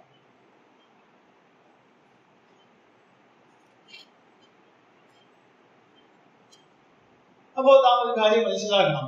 3 പ്രത്യേക കാര്യങ്ങളാണ് ഞാൻ പറഞ്ഞത്. ഒന്ന്, യഹൂദന്മാരുടെ അല്ലെങ്കിൽ തന്റെ ശത്രുക്കളുടേതായ വിരോധത്താൽ താൻ കൊല്ലപ്പെടും എന്നറിയാം. 2, പഴയ നിയമ പ്രവചനങ്ങളുടെ പൂർത്തീകരണം എന്ന നിലയിൽ താൻ ഈ കഷ്ടമൊക്കെ സഹിച്ച് മരിക്കേണ്ടി വരും. 3-ാമത്തെ കാര്യം, താൻ സ്വമേധയാ ഈ പിതാവിന്റെ ഹിതം നിർവഹിക്കാനായിട്ട് തയ്യാറാണ്. ഞാൻ ചോദിക്കട്ടെ, ഒരു കാര്യം ഞാൻ നിങ്ങളോട് ചോദിക്കാനായിട്ട് ആഗ്രഹിക്കുന്നില്ല, നിങ്ങൾ ചിന്തിക്കുന്നവർക്ക് വേണ്ടിയാണ്. പാപമോചനം നൽകാൻ ഈ നിലയിലുള്ളൊരു മരണം അനിവാര്യമാണ്. സുവിശേഷങ്ങൾ നാം വായിച്ചു നോക്കിയാൽ പല സന്ദർഭങ്ങളിൽ ഞാൻ നിങ്ങളുടെ ശ്രദ്ധയിലേക്ക് കൊണ്ടുവരാം. അത് വായിക്കേണ്ട, നിങ്ങളുടെ മനസ്സിലേക്ക് കടന്നു വരും. മർക്കോസ് 2-ാം അധ്യായത്തില് പക്ഷപാതക്കാരനായ ഒരു വ്യക്തിയെ 4 പേര് ചുമന്നുകൊണ്ട് വരുന്നതായിട്ട് കാണാൻ സാധിക്കും. മേൽപ്പിനെ പൊളിച്ചിട്ടാണ് കൊണ്ടുവരുന്നത്. അപ്പോഴേ കർത്താവ് പക്ഷപാതക്കാരനൊന്നും സംസാരിക്കുന്നില്ല, പക്ഷപാതക്കാരനെ അനങ്ങാൻ വയ്യ. അവർ 4 പേർ ചേർന്നാണ് അവിടെ ഇറക്കി വയ്ക്കുന്നത്. കർത്താവ് അവിടെ എഴുതിയിരിക്കുന്നത്, അവരുടെ വിശ്വാസം കണ്ടിട്ട് കർത്താവ് നിന്റെ പാപങ്ങൾ മകനെ നിന്റെ പാപങ്ങൾ മോചിച്ചു വന്നിരിക്കുന്നു എന്നുള്ളത്. അവിടെ യേശു കർത്താവിന്റെ ക്രൂശുമായിട്ട് നടന്നിട്ടില്ല. കർത്താവിന്റെ ക്രൂശുമായിട്ട് നടക്കുന്നതിന് മുമ്പേ പാപമോചനം കൊടുക്കുന്ന ഇവനാല് ദൈവത്തിന് മാത്രമല്ലേ പാപമോചനം കൊടുക്കുവാൻ കഴിയുള്ളൂ എന്ന് പറഞ്ഞപ്പോഴേ കർത്താവ് പറഞ്ഞു, ഭൂമിയിൽ പാപങ്ങളെ മോചിപ്പാൻ മനുഷ്യപുത്രന് അധികാരമുണ്ടെന്ന് നിങ്ങൾ അറിയേണ്ടതിന് പക്ഷപാതങ്ങൾ എഴുന്നേറ്റ് നടക്കുക എന്ന് പറഞ്ഞാൽ പാപങ്ങൾ മോചിക്കപ്പെട്ടു എന്ന് അറിയാനായിട്ട് അവൻ സൗഖ്യമുള്ളവനായി എഴുന്നേറ്റ് കിടക്കെടുത്തത്. ആൾക്കാരെ അതിശയിക്കാൻ തുടങ്ങി. അവിടെ പാപമോചനം കൊടുത്തു എന്ന് പറയുന്നതിന്റെ കാര്യം നിങ്ങൾ ചിന്തിച്ചിട്ടുണ്ടോ? ഞാൻ ഒരു കാര്യം ഞാൻ നേരത്തെ പറഞ്ഞല്ലോ, കഴിഞ്ഞ ആഴ്ച ഞാൻ ദിവസം പഠിക്കുന്നത് വളരെ വിമർശന ബുദ്ധിയാണ് ഞാൻ ദിവസം പഠിക്കാൻ എന്ന് പറഞ്ഞാൽ മറ്റുള്ളവർ ഞങ്ങൾക്ക് അങ്ങനെയുള്ള രംഗങ്ങൾ അഭിമുഖീകരിച്ചിട്ടുണ്ടെങ്കിൽ അറിയാം. ഇതിനെപ്പറ്റി ചോദ്യം ചെയ്യുന്ന വലിയൊരു സമൂഹം നമ്മുടെ ചുറ്റുമുണ്ട്. ഇതിനെ നമ്മുടെ വിശ്വാസത്തെ എതിർക്കുന്ന വേദപുസ്തകത്തിന്റെ കാര്യങ്ങളെ തന്നെ എതിർക്കുന്ന ലേഖനങ്ങളും പുസ്തകങ്ങളും മലയാളത്തിലുമുണ്ട്, ഇംഗ്ലീഷിലുമുണ്ട്, ഇഷ്ടം പോലെ ഉണ്ട്. അപ്പോഴൊക്കെ നാം ഈ കാര്യങ്ങളെ കുറിച്ച് സൂക്ഷ്മമായിട്ട് മനസ്സിലാക്കി ഗ്രഹിച്ചിരിക്കണം. അതുകൊണ്ട് ഞാൻ ഈ കാര്യങ്ങൾ ചിന്തിക്കുമ്പോൾ പാപമോചനം കൊടുക്കണമെങ്കിൽ അവിടെ കർത്താവായ യേശുക്രിസ്തു മരിച്ചിട്ടില്ല. ഭൂമിയിൽ പാപങ്ങളെ മോചിക്കാൻ മനുഷ്യപുത്രന് അധികാരമുണ്ട്. അത് പറഞ്ഞുകൊണ്ടാണ് അവിടെ പാപമോചനം കൊടുത്തതിന്റെ തെളിവായിട്ട് അവൻ രോഗസൗഖ്യമുള്ളവനായിട്ട് എഴുതാൻ. അപ്പൊ അവര് പറഞ്ഞു ദൈവത്തിന് മാത്രമേ പാപങ്ങളെ മോചിക്കാനുള്ള അധികാരമുള്ളൂ. അപ്പോൾ കർത്താവ് അവിടെ 2 കാര്യങ്ങളാണ് തെളിയിച്ചത്. ഒന്ന്, താൻ ദൈവപുത്രനാണ്, താൻ ദൈവമാണ്. 2, യേശു കർത്താവിന്റെ ക്രൂശുമായിട്ട് നടന്നിട്ടില്ല എന്നുള്ളത് ശരിയാണ്. പക്ഷേ യേശു കർത്താവ് പാപങ്ങളെ മോചിച്ച് തന്നിരിക്കുന്നു എന്ന് പറഞ്ഞ അടിസ്ഥാനം ചരിത്ര ഗ്രന്ഥങ്ങൾ വായിച്ച യഹൂദന്മാര് ആ രീതി അനുസരിച്ച് മനസ്സിലാക്കുമ്പോൾ യഹൂദന്മാര് വിശ്വസിച്ചിരുന്നത് ഏത് രോഗവും വരുന്നത് പാപം മൂലമാണെന്ന്. തെളിവ് നമുക്ക് നോക്കാം. യോഹന്നാന്റെ സുവിശേഷം അതിന്റെ 9-ാം അധ്യായം, അതിന്റെ ആദ്യത്തെ 2 വാക്യങ്ങളാണ് വായിക്കുന്നത്. അവൻ കടന്നു പോകുമ്പോൾ പിറകിലെ കുരുടനായ ഒരു മനുഷ്യനെ കണ്ടു. അവന്റെ ശിഷ്യന്മാർ അവനോട്, റബ്ബി, ഇവൻ കുരുടനായി പിറക്കത്തക്കവണ്ണം ആർ പാപം ചെയ്തു, ഇവനോ ഇവന്റെ അമ്മയപ്പന്മാരോ എന്ന് ചോദിച്ചു. ഇവിടെ ശ്രദ്ധിക്കുക, ശിഷ്യന്മാരുടെ മനസ്സിൽ പോലും രൂഢമൂലമായിട്ടുള്ളതായ ചിന്ത പാപത്തിന്റെ പരിണത ഫലമാണ്. ഇവനോ ഇവന്റെ അമ്മയപ്പന്മാരെ പാപം ചെയ്തിട്ടുണ്ട്, അതുകൊണ്ടാണ് ഇവൻ ഇങ്ങനെ കുരുടനായി ചിന്തിക്കാനുള്ള കാരണം. അപ്പൊ കർത്താവ് പറഞ്ഞു അങ്ങനെയല്ല എന്ന് പറഞ്ഞ് തിരുത്തി കർത്താവ് സൗഖ്യം കൊടുക്കുക. അപ്പോൾ യഹൂദന്മാരുടെ മനസ്സിലുള്ളതായ അല്ലെങ്കിൽ അവര് പഠിപ്പിച്ചു വെച്ചിട്ടുള്ളതായ ഒരു സത്യം, ഏത് രോഗങ്ങളും പാപത്തിന്റെ ഫലമായി ഉണ്ടാകുന്നതാണ്. ആത്യന്തികമായിട്ട് പറഞ്ഞാൽ അത് ശരിയാണ് താനും. എന്നാൽ ഈ രീതിയിൽ ചിന്തിക്കുന്ന ഒരു സമൂഹത്തിന് പാപമോചനം കൊടുത്താൽ മാത്രമേ അവന്റെ സൗഖ്യത്തിന് അത് അടിസ്ഥാനമായി യഹൂദന്മാർക്ക് വിശ്വസിക്കാൻ കഴിയൂ. രണ്ടാമത്തെ കാരണം, കർത്താവ് ജീവിച്ചിരുന്ന സമയത്ത് ഈ അത്ഭുതങ്ങളൊക്കെ ചെയ്തിരുന്ന കാലഘട്ടം ഏതാണ്? ന്യായപ്രമാണ കാലഘട്ടമാണ്. ന്യായപ്രമാണ കാലഘട്ടത്തിൽ നിലവിലിരുന്ന സംവിധാനത്തിന്റെ അടിസ്ഥാനത്തിലാണ് ആ പാപമോചനം കൊടുക്കുന്നത്. പഴയ നിയമത്തില് നമുക്കറിയാം, പാപം ചെയ്തപ്പോൾ പലരും പാപം ചെയ്തപ്പോൾ ദൈവം മുമ്പാകെ ഏറ്റു പറഞ്ഞപ്പോൾ പാപം ക്ഷമിച്ചതായിട്ട് കർത്താവ് ദൈവം അരുളി ചെയ്തതായിട്ട് പ്രവാചകന്മാരിൽ പറഞ്ഞതായിട്ട് നമുക്കറിയാം. അപ്പോൾ ദൈവം ക്ഷമിക്കുന്നത്, പാപം ക്ഷമിക്കുന്നത് ആ കാലഘട്ടത്തിൽ നിലവിലുണ്ടായിരുന്ന നിയമ സംവിധാനങ്ങളുടെ അടിസ്ഥാനത്തിലാണ്. ലൂക്കോസിന്റെ സുവിശേഷം 15-ാം അധ്യായത്തില് നമുക്ക് വളരെ പരിചിതമാണ്. മുടീനായ പുത്രൻ എന്ന പേരിൽ അറിയപ്പെടുന്ന ആ ധൂർത്തപുത്രന്റെ സംഭവം. ധൂർത്തപുത്രൻ തിരിച്ചു വരുമ്പോൾ പിതാവിന്റെ അടുക്കൽ വളരെ ദുർനടപ്പുകാരനായി എല്ലാ വസ്തുവെല്ലാം നഷ്ടമാക്കിക്കൊണ്ട് ജീവിച്ചപ്പോൾ തിരിച്ചു വന്ന സമയത്ത് നമുക്കറിയാം, അവൻ പറഞ്ഞു, അപ്പാ, ഞാൻ നിന്നോടും സ്വർഗത്തോടും പാപം ചെയ്തിരിക്കുന്നു. അവന്റെ പാപം ആ പിതാവ് ക്ഷമിച്ച് അവനെ സ്വീകരിച്ച് ആ ഭവനത്തേക്ക് ഈ സംഭവം നമ്മുടെ മധ്യത്തിലുള്ളതായ മുസ്ലിംസ് സഹോദരന്മാരെ പഠിപ്പിക്കുന്നത്, യേശു കർത്താവിന്റെ കാലത്ത് പാപമോചനം കൊടുത്തിരുന്നത് പാപപരിഹാര വിധിയുടെ അടിസ്ഥാനത്തിലല്ല. അതുകൊണ്ട് ഇക്കാലത്ത് പിന്നീട് അപ്പോസ്തലന്മാരൊക്കെ പഠിപ്പിച്ചതായ ഉപദേശമാണ്, പൗലോസിസമാണ് ഇത് എന്ന് പറഞ്ഞുകൊണ്ട് അതിനെ വിമർശിക്കുന്ന വളരെയധികം ആളുകൾ നിങ്ങൾ ലേഖനങ്ങൾ വായിച്ചിട്ടുണ്ടോ എന്ന് എനിക്കറിയാം. കാരണം അവിടെ സുവിശേഷം അറിയിക്കാനായിട്ട് ഈ ഭാഗം എടുത്ത് ഉപയോഗിക്കേണ്ട അവിടെയുള്ള ഒരു ഡ്രോബാക്ക് അല്ലെങ്കിൽ അതിന്റെ ഒരു കുറവ് എന്ന് പറയുന്നത്, ഇവിടെ ഈ പാപം ക്ഷമിച്ചതിന്റെ അടിസ്ഥാനം പിതാവായ ദൈവത്തിന്റെ അടുക്കിലേക്ക് തിരിച്ചു വരുന്ന ഒരു യഹൂദൻ അംഗീകരിക്കുന്ന കാര്യമാണ് അവിടെ എഴുതിയത്. എന്ന് പറഞ്ഞാൽ അബ്രഹാമിനോടും ഇസ്ഹാക്കിനോടും യാക്കോബിനോടും ചെയ്ത വാഗ്ദത്തം അനുസരിച്ച് ജഡപ്രകാരം അവന്റെ സന്തതിയായിട്ടുള്ള ഇസ്രായേൽ ജനത്തിന് ദൈവം മുമ്പാകെ പ്രത്യേക പരിഗണനയുണ്ട്. ആ പരിഗണനയുടെ അടിസ്ഥാനത്തിൽ അവന് യാഗങ്ങൾ അർപ്പിക്കാനായിട്ടുള്ള അവസരമുണ്ട്. ആ യാഗങ്ങളുടെ അടിസ്ഥാനത്തിൽ അവന് പാപങ്ങളെ ക്ഷമിക്കാം. യേശു കർത്താവിന്റെ ക്രൂശുമരണത്തിന്റെ ആ യാഗമരണത്തിന്റെ നിഴലുകളാണ് അത് എന്നുള്ളത് ശരിയാണെങ്കിൽ കൂടെ അവിടെ നാം ഇന്ന് സാഹചര്യമായി ആ ഭാഗങ്ങൾ പ്രസംഗിക്കുമ്പോൾ പഠിപ്പിക്കും. നാം മനസ്സിലാക്കണം, അത് ന്യായപ്രമാണ കാലത്ത് നടന്നതായ ഒരു സംഭവമാണ്. അന്ന് യഹൂദന്മാരുടെ തെറ്റിദ്ധാരണ മാറ്റാൻ വേണ്ടിയാണ് കർത്താവ് ഉപമ പറഞ്ഞത്. എന്ന് പറഞ്ഞാൽ മാനസാന്തരപ്പെടുന്ന പാപിക്ക് ദൈവത്തിന്റെ അടുത്തേക്ക് മടങ്ങി വരാൻ കഴിയും. നാം പഴയ ഇസ്രായേലിന്റെ ചരിത്രമൊക്കെ വായിച്ചു നോക്കിയാൽ അറിയാം, അവര് പാപം ചെയ്തപ്പോൾ ദൈവം അവരെ ശിക്ഷിച്ചു, പ്രവാസികളായി തീർന്നു, പിടിച്ചുകൊണ്ടുപോയി ഒക്കെ നമുക്കറിയാം.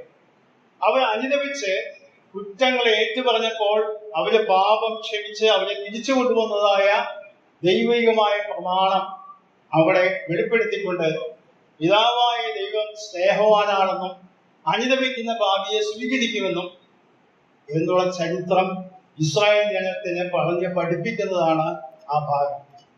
അല്ലാതെ സാർവലൗകികമായ കൃപായുഗത്തിൽ കർത്താവിന്റെ ക്രൂശുമരണത്തിന് ശേഷം നടക്കുന്ന ഒരു സംഭവമേ അല്ല. ഇന്ന് യേശു കർത്താവിന്റെ ക്രൂശുമരണം നടന്നു കഴിഞ്ഞു, താൻ അടക്കപ്പെട്ടു, ഉയർത്തെഴുന്നേറ്റ് സ്വർഗ്ഗാരോഹണം ചെയ്തപ്പോൾ അപ്പോസ്തലന്മാർ പ്രസംഗിച്ചതെന്താ?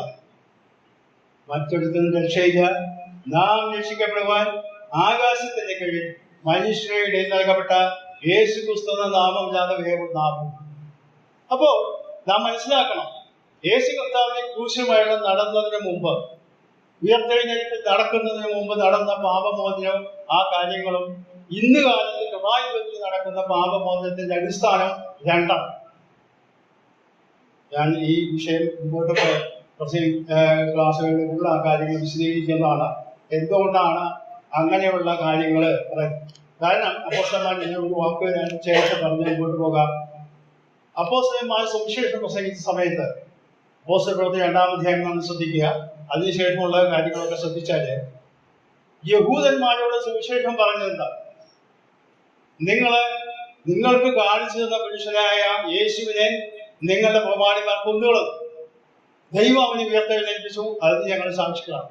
ഈ യേശുവിനെ നിങ്ങൾ മശീഹായിട്ട് അംഗീകരിച്ച് പാപബോധം പ്രാപിക്കണം, പാപങ്ങളെ ഓരോരുത്തരെ ഏറ്റു പറഞ്ഞ് ഉപേക്ഷിക്കണം.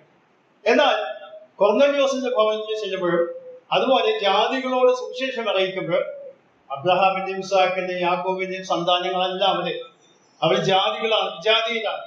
അവരോട് സുവിശേഷം അറിയിക്കുന്നത് ആകാശവും ഭൂമിയും സൃഷ്ടിച്ച ദൈവം മനുഷ്യനായിട്ട് അവതരിച്ചുവെന്നും മനുഷ്യവർഗത്തിന്റെ പാപത്തിന്റെ പരിഹാരത്തിനായിട്ട് ക്രൂശിൽ മരിച്ച് അടക്കപ്പെട്ട് ഉയർത്തെഴുന്നേറ്റു എന്നുള്ളതും ആ പാപപരിഹാര വിധിയിൽ വിശ്വസിക്കുന്ന ഏതാൾക്കും ദൈവമകനായി തീരാം എന്നുള്ളതാണ് സുവിശേഷം. അതുകൊണ്ടാണ് നാം ഇന്ന് പ്രസംഗിക്കുന്ന സുവിശേഷം ആ നിലയുള്ള സുവിശേഷം. യഹൂദനെ സംബന്ധിച്ചിടത്തോളം അന്ന് കാലത്ത് കർത്താവിന്റെ അടുക്കിലേക്ക് രക്ഷമാർഗം സ്വീകരിക്കണമെങ്കിൽ ഒരു കാര്യം കൂടെ അംഗീകരിക്കണം. അവര് തള്ളിക്കളഞ്ഞ മശീഹയെ, കർത്താവിനെ മശീഹയാണെന്ന് തിരിച്ചറിഞ്ഞ് അംഗീകരിക്കേണ്ട ആവശ്യം കൂടെ അപ്പോസ്തല പ്രവൃത്തികളിലും പ്രസംഗങ്ങളിലൊക്കെ കാണാൻ സാധിക്കും. അത് പത്രോസിന്റെ പ്രസംഗമായാലും പൗലോസിന്റെ പ്രസംഗങ്ങളായാലും രേഖപ്പെടുത്തിയിട്ടുണ്ട്. അതിന്റെ വിശദാംശങ്ങൾ അടുത്ത ക്ലാസ്സുകളിൽ ഞാൻ എടുക്കുന്നതാണ്. കാരണം ഇത് കർത്താവിന്റെ മുഖ്യ വിഷയമായി. അടുത്തതായിട്ട് അപ്പോസ്തലന്മാർ പ്രസംഗിച്ചതും പഠിപ്പിച്ചതും ഈ കർത്താവിന്റെ ക്രൂശുമരണം എന്നുള്ള വിഷയത്തെ അടിസ്ഥാനപ്പെടുത്തിയാണ് രക്ഷാമാർഗം എന്നുള്ളതായിരുന്നു. അതുകൊണ്ട് പ്രധാനപ്പെട്ട പുതിയ നിയമത്തിലെ കേന്ദ്ര വിഷയം യേശു കർത്താവിന്റെ ക്രൂശുമരണമാണ്. ആ ക്രൂശുമരണത്തിന്റെ അടിസ്ഥാനത്തിലുള്ള ദൈവത്തോടുള്ള സമീപനമാണ് നമുക്കുള്ളത്, അംഗീകാരമാണുള്ളത്. അതല്ലാതെ നല്ല മനുഷ്യരായി ജീവിച്ച് സൽക്കർമ്മങ്ങൾ ചെയ്ത് ജീവിച്ച് ദൈവത്തെ പ്രസാദിപ്പിക്കാം എന്ന് വിചാരിക്കുന്ന വലിയ മൗഢ്യ സമൂഹം നമ്മൾ ചുറ്റുമുണ്ട്, ക്രൈസ്തവ വിഭാഗങ്ങളിൽ പോലുമുണ്ട്. അതുകൊണ്ട് കൃപയാൽ സൗജന്യമായി രക്ഷിക്കപ്പെട്ട ദൈവമക്കളായി തീരുവാനായിട്ടുള്ള ഏക മാർഗം യേശു കർത്താവിന്റെ ക്രൂശുമരണത്തെ ആശ്രയിക്കുക. അത് എന്റെ പാപത്തിനും കൂടിയാണ് എന്ന് അംഗീകരിച്ച് വിശ്വസിക്കുന്നവർക്ക് ദൈവമക്കളായി തീരുവാനായിട്ട് ദൈവം കൃപ നൽകും. അപ്പോൾ യേശു കർത്താവിന്റെ പ്രധാനപ്പെട്ട ലക്ഷ്യം എന്ന് പറയുന്നത് മനുഷ്യാവതാരത്തിന്റെ ലക്ഷ്യം എന്ന് കാൽവരി ക്രൂശിൽ ഇതുപോലെ ഭീകരമായ മരണം അനുഭവിക്കുമെന്നും എന്നാൽ 3-ാം ദിവസം താൻ ഉയർത്തെഴുന്നേൽക്കും എന്നുള്ളതായ സത്യം താൻ തന്നെ പഠിപ്പിച്ചു. ശിഷ്യന്മാരുടെ ഉൾക്കൊണ്ടു എന്നെനിക്ക് മനസ്സിലായില്ല എന്നുള്ളത് പിന്നീടുള്ള കാര്യങ്ങൾ വായിക്കുമ്പോൾ നമുക്കറിയാൻ സാധിക്കും. എന്നാൽ ദൈവം നമ്മെ സഹായിക്കട്ടെ. ഈ വിഷയത്തിന്റെ തുടർന്നുള്ള ഭാഗങ്ങളിലേക്ക് ദൈവം അനുവദിച്ചാൽ അടുത്ത ദിവസങ്ങളിലേക്ക് പ്രവേശിക്കാം. ദൈവം നമ്മെ സഹായിക്കും.